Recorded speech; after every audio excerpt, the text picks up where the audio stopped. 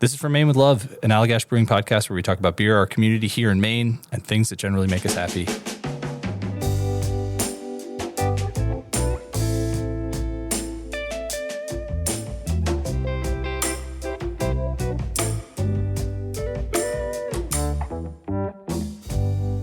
I have Jason Perkins, our Brewmaster, Karl Arnberg, our Sensory Program Manager, and I'm Brett Willis. As we all know, we have to start with secret questions. Karl, you're going up first. Yep. And you're going to like it. So I rode on the rowing machine, Karl, 1,000 meters in 3:23. Are you proud of me? I'm so proud of you. That's great. I looked it up. It's like, this is like average for like a 50-year-old man. I don't know what it is. It's average. It's actually fine. It's not that good a score. I'm not good at rowing. Karl and I just talk rowing because he actually has done it well. Yeah. That's a perfectly fine time, especially alone in a gym with your own thoughts to push you faster. Yeah. When you're on the water and you've got somebody next to you, right, trying to catch up, or even just ahead of you, and you're trying to pass them, it's so much more invigorating. You get going fast. My thoughts were mostly just stop. Why are you doing this? It hurts. I kept on, but it's tiring. Jason, what do you think is the most fun style of beer to brew? It doesn't have to be the one you like the most, just you enjoy the process of making it. Oh, man, that's a good question. I guess I would say, and this is going to stretch the definition of brew. Sure. I would say coolship resurgam. Yeah. Because you've got the brew, which is interesting, creating spontaneous, creating wort that's appropriate for spontaneous fermentation. And then you've got, 2 to 3 years later, the process of blending those components to create this beer. So I would say all in, that's the most fun. I can see that.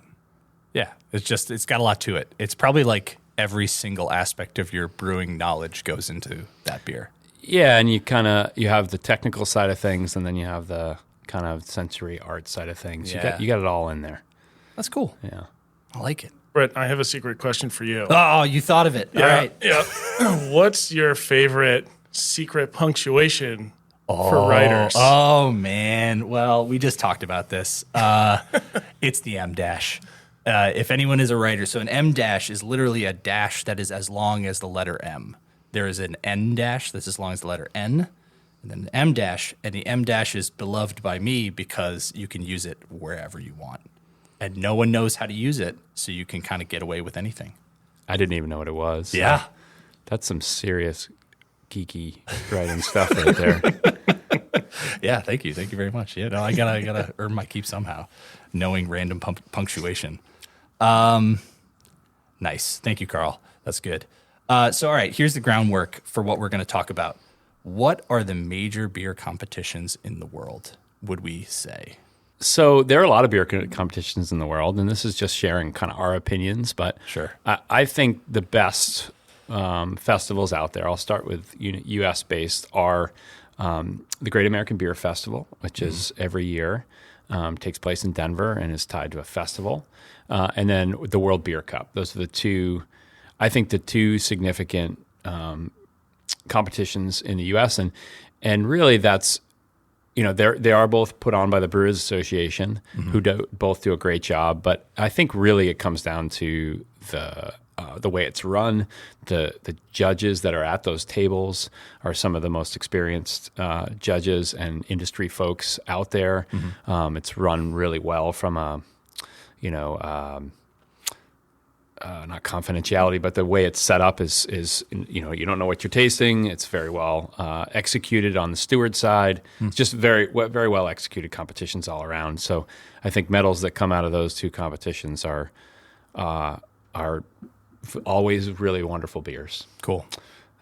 There's the only other one I'd reference worldwide is European Beer Star. Sure. I have never judged at European Beer Star, but I know plenty of people have, and I've heard similar feedback on the way that's run, and certainly because it all comes down to kind of how the level of competition that's going to be there. Right. So a competition has to be respected to the point where people are willing to spend the money to send their beers to them.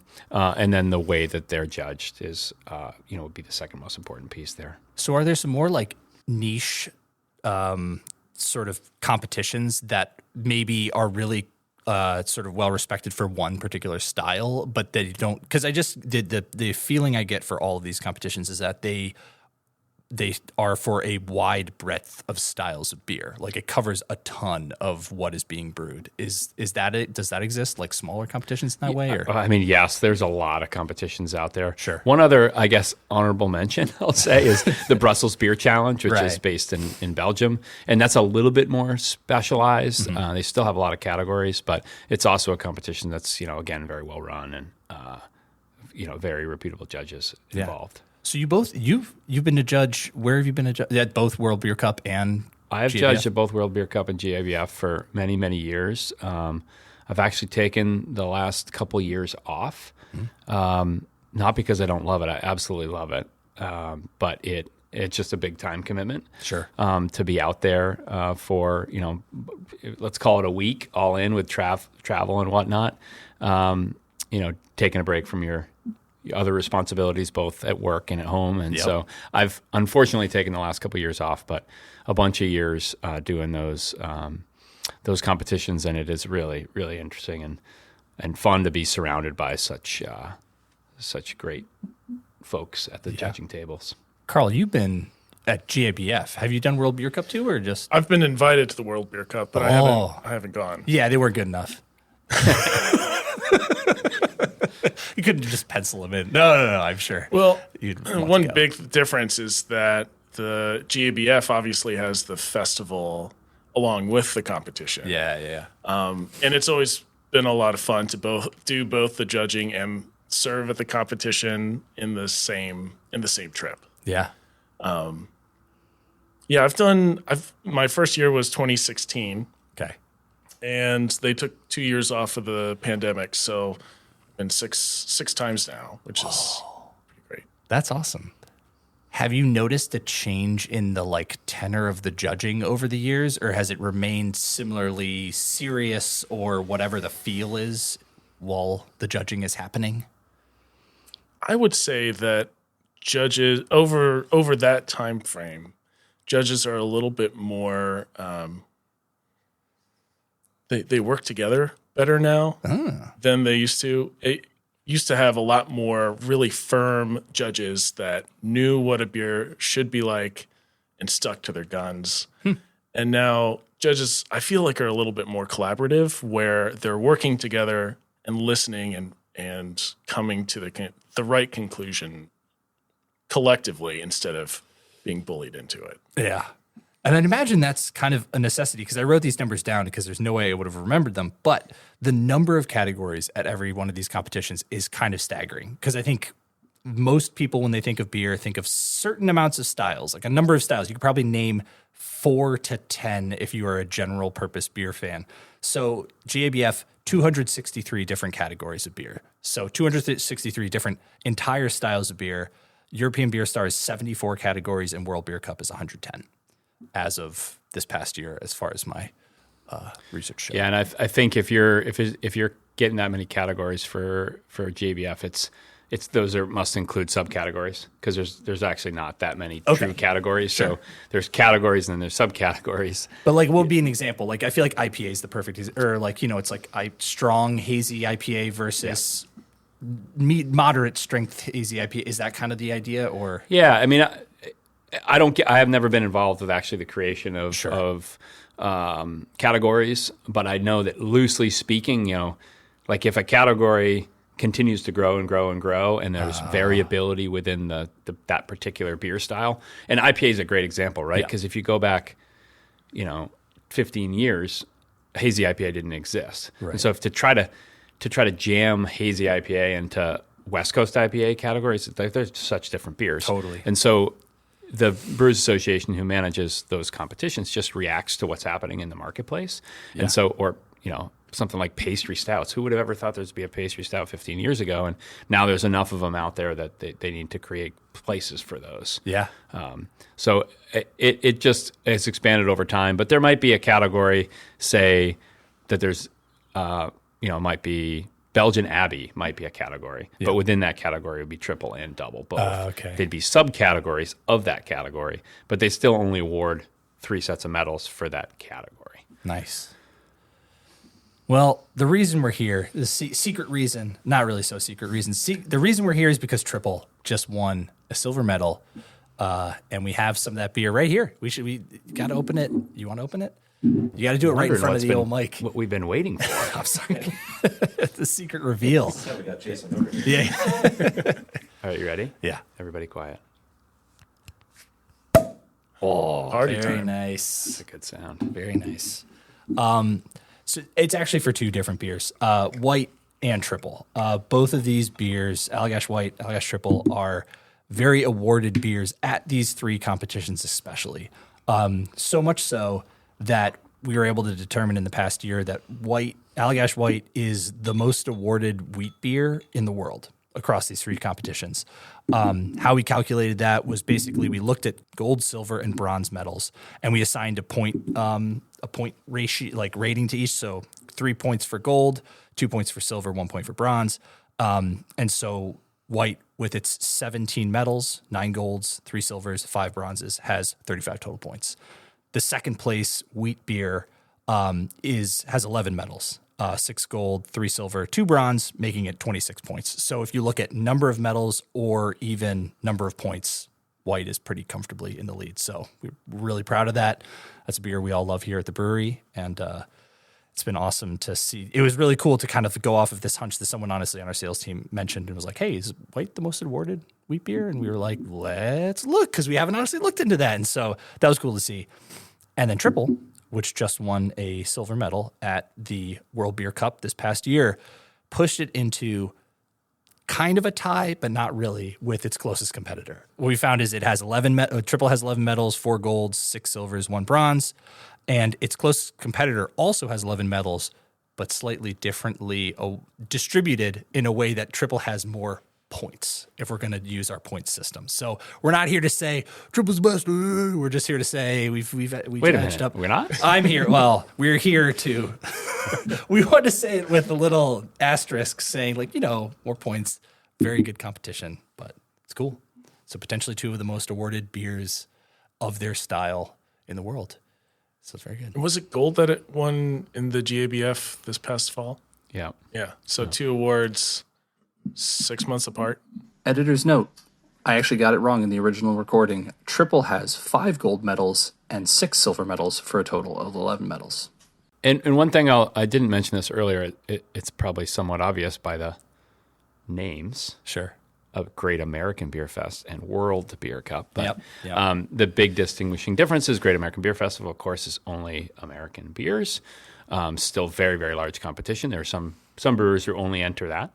And then the World Beer Cup is a larger competition because it includes, and it's open to anyone around the world. And really, if you just pull up the list of awards and look at the breweries, it's pretty awesome to see. I mean, you'll see certainly plenty of German breweries, Belgian breweries, English breweries, Czech breweries, et cetera, from like classic brewing regions. But especially over the last 5+ years, a lot of breweries from places you wouldn't necessarily associate beer culture with, countries like South Korea or Peru, or just look down the list. It's pretty interesting to see. The Brewers Association also makes a concerted effort to get international judges involved.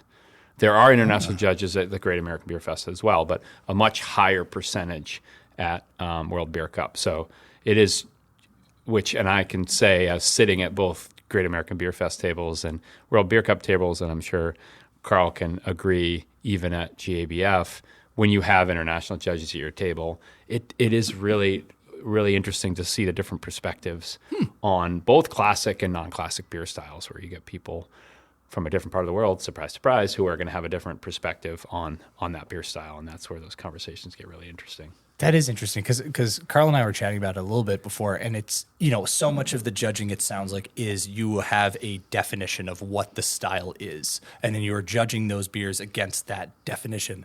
So are you saying that kind of these folks with different perspectives have a different perspective on what this definition means to them? Certainly. And even even what the flavors are. Huh.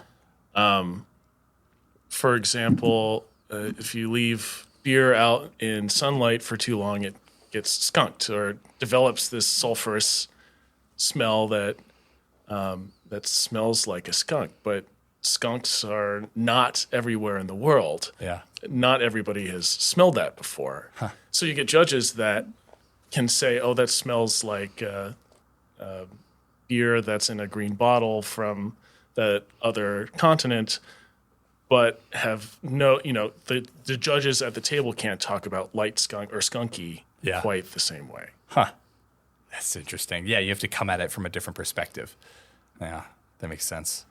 So I guess the build up for both of you of why we are kind of mentioning all this stuff is like, what is the significance of these awards for both of you as more on the production end of actually creating these beers? Like, what is the significance? I mean, I can tell you that when we win an award, I just have this sense of pride for the team as a collective kind of Allagash win. I mean, it's not the above. It's not doesn't say everything about a beer, right? I often say that all the beers that win medals at GABF and World Beer Cup are beautiful beers, regardless.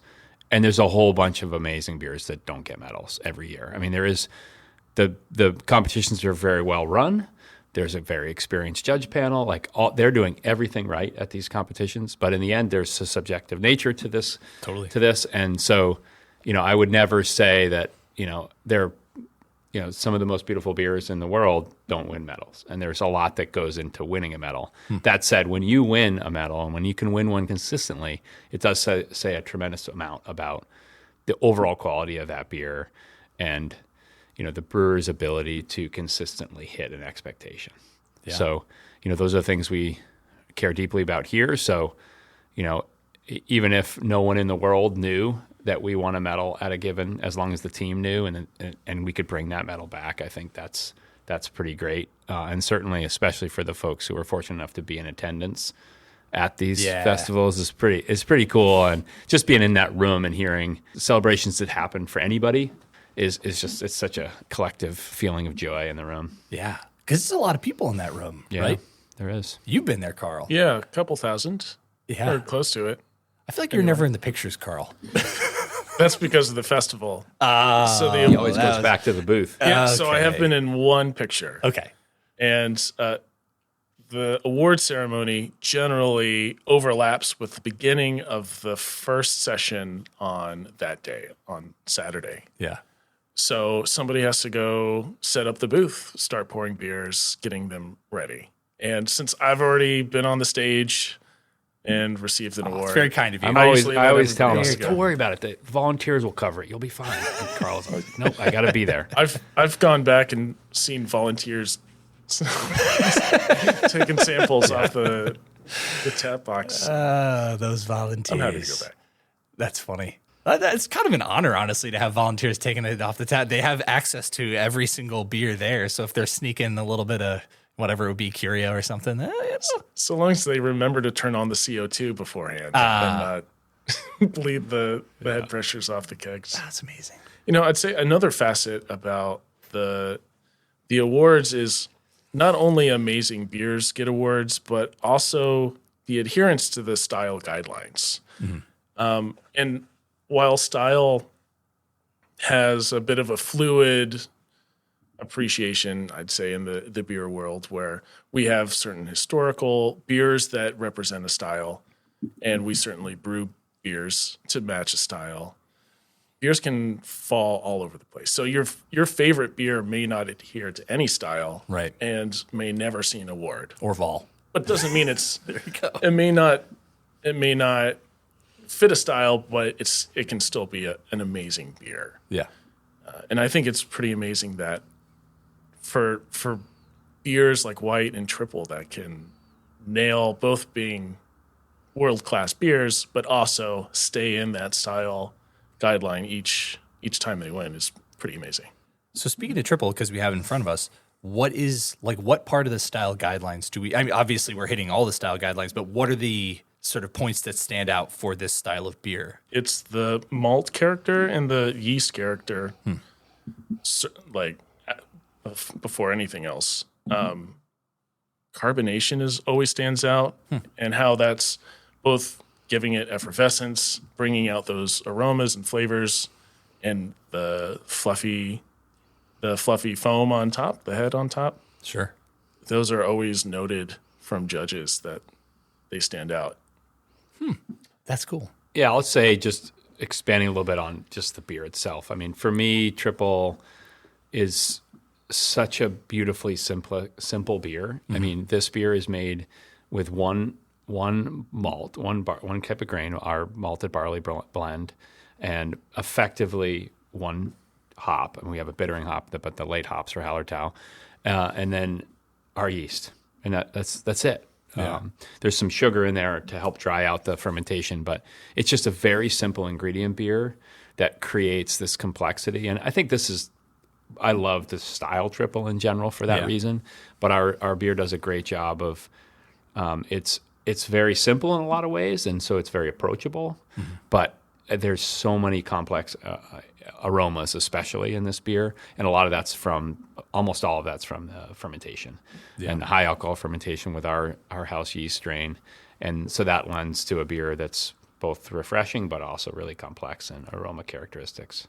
Yeah, I would agree with that complexity for sure, because in trying to describe the aroma in this beer, it's very difficult to describe it concisely. It's so varied, but we boiled it down to what? Passion fruit and honey is kind of the hallmarks that we put on there. But if you came and put this beer in front of someone and said, "Hey, taste the passion fruit," they're gonna, I think, be like, "You're kind of crazy. What are you talking about?" Yeah, but it gets at it. Agreed. And I'll say, I think what Tripel has and what we always say White has is this, like, and I'll use your point of passion fruit for Tripel. Like, yeah, of course it's in there, but no one would probably take this and be like, "Oh, passion fruit beer." Yeah. It's only when you say, "Do you smell that?" And they're like, "Okay, I get it." Yep. And those are where flavor components, in my opinion, are at the right spot. Right. And White is in the same ballpark, where White has coriander, it has citrus, it has yeast character, it has wheat character. It's got all these components to it. And if any one of those components was just a little higher, the whole beer gets ruined. Sure. But because they're blended together in such a way that there's complexity without overpowering nature, I think both White and Tripel, do that balance really well. Yeah. And beers like that offer you a couple of different ways of drinking it too. When they're subtle enough, you can drink it and not be overwhelmed with flavor, right? But if you want to pay attention to it, you can pick it apart and come up with a list of 30 different descriptors for the same thing. There's a lot of complexity if you want it. Or it can be straightforward and simple if you would prefer that. Karl kind of alluded to a little bit of the style guidelines to this, and that is a big component. And I'll also say, side note to that, there's a bunch of beers we make here that we won't enter in a competition.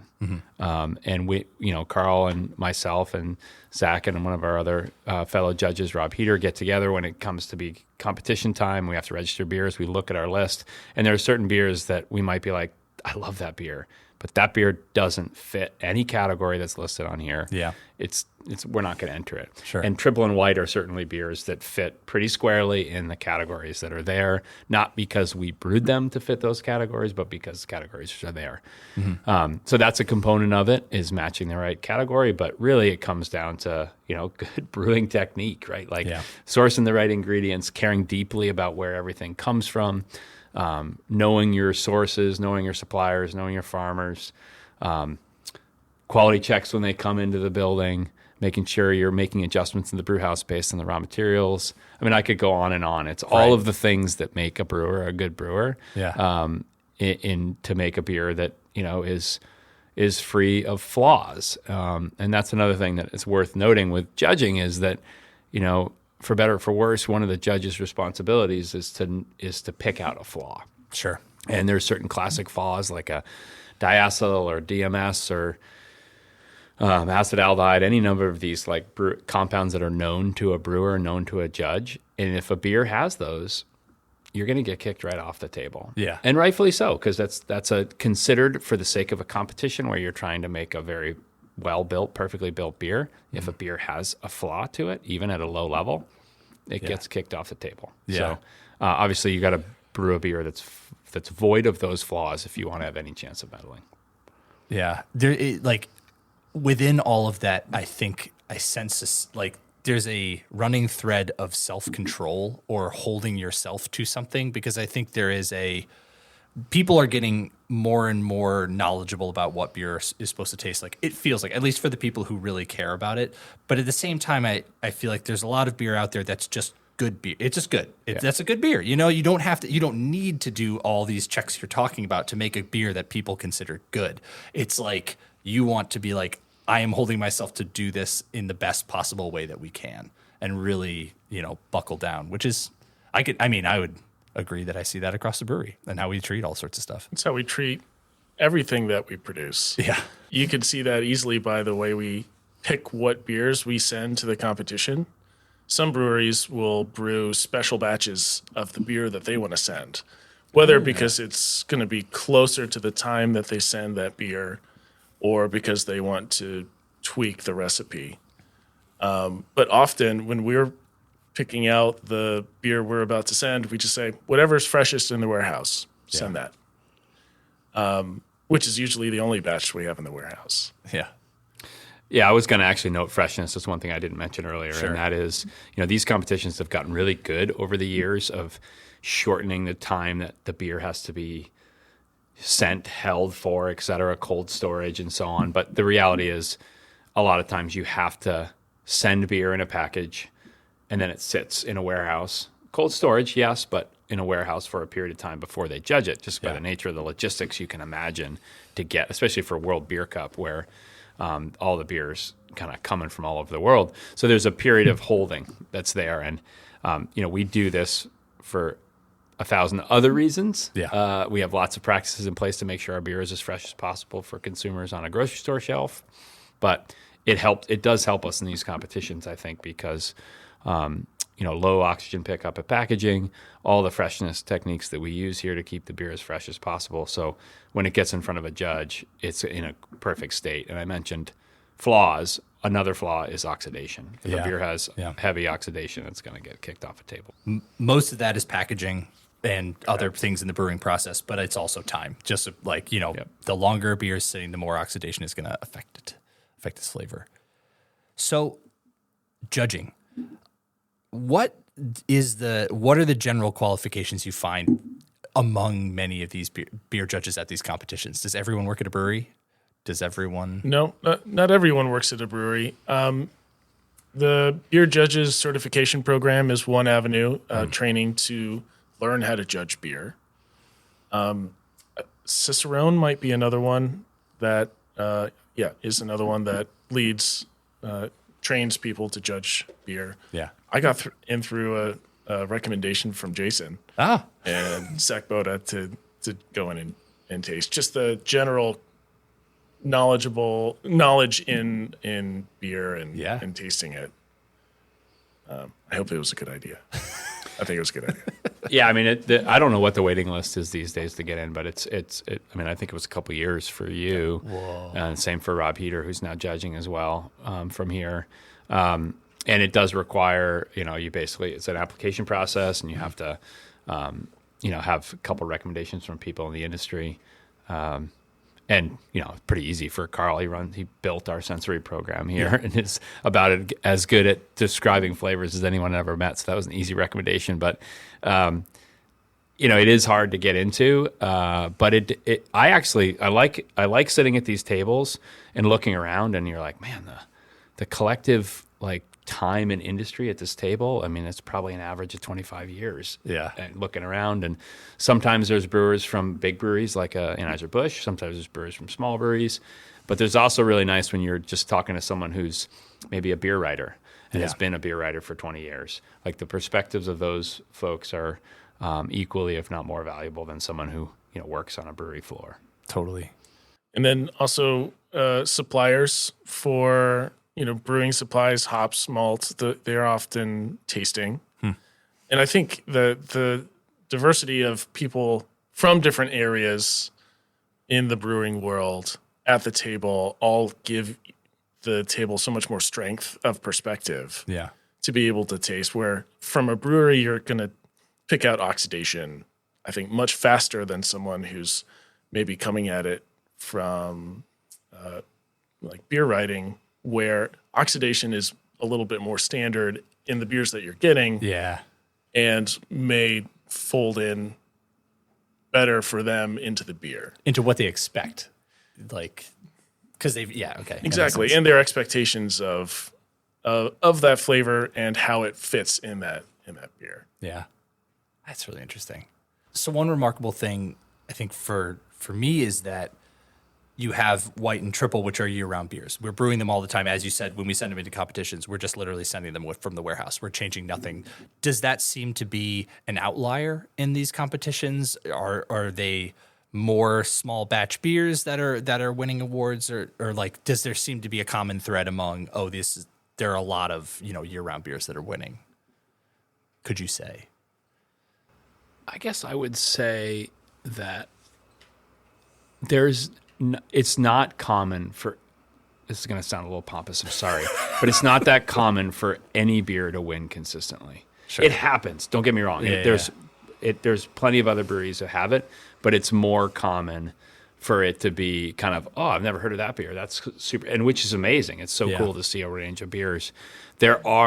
I'm always, whether it's our beer or somebody else's, when somebody's winning consistently, it's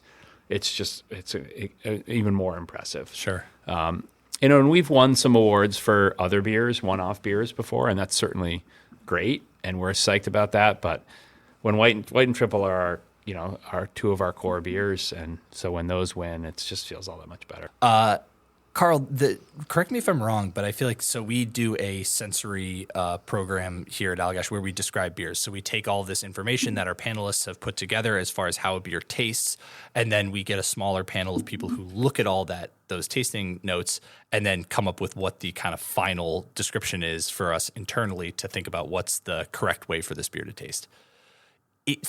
That's one of my favorite things to do here, because just geeking out on beer. You get to talk about the total nuances. Is it lemon? Is it lemon plus grass? Or is it lemongrass? Like, it's, and those matter because you're like, you want to get this as right as, is it muscat grape? Is it white grape? Like, and that's so fun to really just let yourself go and geek out as hard as possible on the nuances of the beer. And so I have to imagine there's an aspect of that among brewers, because rarely are you sitting in a bar being like, is this carbonation moderate or soft? You don't have those conversations. So it's really fun when you work in that industry to like really indulge in your love of the thing. Yeah, the conversations are certainly that in depth. Yeah. There is a different goal in those conversations, though, and I think it's even more fascinating than what you described. Sure. Where instead of just trying to come up with the descriptors for the means of coming up with those descriptors, you need to come up in the case of judging. You need to come up with those descriptors to try and persuade other judges that this beer is correct or this beer is not. Wow. And persuasion at a judging table is a huge part of that kind of tasting. It's very different than what we do here. Where you're all tasting the same thing and you all have the style list in front of you of what it should meet, what expectations it should meet. And then you have to try and persuade each other or agree or disagree, and do it hopefully civilly, in a way that will lead to having beers that you want to move on to the next round or give gold, silver, and bronze to at the end. That's good. It's giving me like 12 Angry Men vibes. I don't know if you've seen that movie. Oh, yeah, I've definitely thought about that at the judge table. But I will say I have not ever experienced that exact thing before. Yeah. But there are bigger personalities usually at these tables. Sure. But I will agree with Karl that it's a very collaborative, communal, open and there's a judge captain at the table who's usually the most experienced person at the table who's responsible for helping to facilitate the conversations, which is really important. Yeah. But I've never been at a table where there's like one, person who's just like, you're all wrong, I'm right, and I've been doing this forever, and I'm going to talk you into it. It doesn't really work exactly like that. Okay. I was going to wonder if like tenure would be hand in hand with like the biggest voice at the table sort of a thing. Like I'm sure it has a hand in it of like deferring to someone who's been around for 40 years versus like 10 or 5, That's interesting. It may be important to put at the beginning of the podcast, but I think we should add that Jason and I and the other judges from Allagash are never judging the categories that we enter. Yeah. And in fact, no judge is judging a category if their brewery has submitted beers in that category. Yeah. These are other judges awarding awards for White and Yeah, they Triple, go even not us. further than that. If you've collaborated with a brewery, if you have associations with a brewery, because there might be, maybe a brewery is a partnership with another brewery. Yeah, that's so interesting. Alternating proprietorship or whatever, they do it, and you're told to disclose that at the beginning. But I know that they also in the background make sure that that's the case, and it's super important to preserve that. I will also say that we've shared some details here of judging because it's really interesting stuff, but judges are always very explicitly told you don't share like what happens at a table specifically because they're trying to protect what happens there. And I always like Chris Swersey used to ran the competition for the BA for many, many, many years. He moved to Australia a couple years ago. But his comment was always like, don't pretend you know what beer you're drinking, because you're wrong. Like, because you might come to the table and be like, oh, I know what this is. I've had this beer. Yeah. And his take out of all these years was, you're always wrong. And all it does is kind of spoil the table. Yeah. Anyway, so I've always heard him say that, but I've never actually heard someone at the table be like, oh, yeah, I know this is whatever beer. That's good. Well, you probably just like dissuaded them from doing that. Yeah. Because, I mean, we do that in that same panel that I was talking about. Like, there are some times where I think I know what the thing is, and I am often wrong. Yeah. Yeah. No clue. You easily walk yourself down a road of, if you think you know what it is, trying to come up with the descriptors that you would expect to find in that beer, Yeah. which at the end of the day are incorrect or aren't there at all. Yeah. You've just kind of put them there in your head. That's good. I think that's kind of, you know what? No, we already talked about that. Just how does one judge a beer was kind of thing. But we talked about just you're looking at the different aspects of the beer and how well it fits the style. We could probably talk about like how a beer moves through judges, Sure. depending how many beers are entered into a category. You'll start with a table of judges, usually 3 to 4, who write out a judging slip. As they taste it, they'll remark on the appearance, the aroma, the flavor, the mouthfeel, correctness to style, technical abilities or Amplitude. thank you. And then kind of give it a rating for the table. Yeah. So with your 3 or 4 other judges, you'll have maybe 10 samples out of the total of that category. And you whittle that down to about 3 that go on to the next round. So the next table gets all 3, usually different judges. They taste all 9 or 12 of the beers that were passed on from the first round. They pick their favorite 3, go on generally to the next round, where the top 3 are then ranked for gold, silver, and bronze. So these are being vetted by like a lot of different people in a lot of different scenarios as well. It's not like you're all sitting around a table drinking 250 beers and then saying, No, that's a really good point. I mean, if you get to the medal round, you've gone through at least 2 previous rounds. Wow. And then depending on how big the category is, it might be even more than that. But yeah, no, you've had to pass through, multiple judging scenarios. in different people, different persuasions and conversations. Yeah, I think that's actually the most impressive part to me is like passing through one table of 10 people is like really impressive, but then passing through a second table of 10 other people with a totally different perspective on it is like, dang, you're hitting the mark no matter who's tasting it. Yeah, and when you get your judging schedule, so you don't know till you get there. Yeah. You get to the judging orientation and they give you your schedule. And I know I always pull it open, and the thing I look for most is, am I in a medal round? Like, because you'll get assigned to different rounds. Yeah. There's some randomness to it and not randomness to it, but because the medal rounds are they've gone through 2 or 3 rounds at that point, and every beer in front of you is a beautiful beer. Yeah. And it's harder to pick the medals at that point, but you also have absolutely great beers in front of you. And That's so cool. being at a medal round table, which every judge hopefully gets at least one each year and sometimes multiple, but that's where you really get to, it's really fun at that point, fun and challenging to pick which ones are going to get the medals. Yeah, it's more fun to watch people succeed than it is to like kick people off who aren't doing well, to go among excellence versus just whittle down. Yeah, that's cool. There are also a couple of categories that are open styles where the style guidelines aren't very rigid.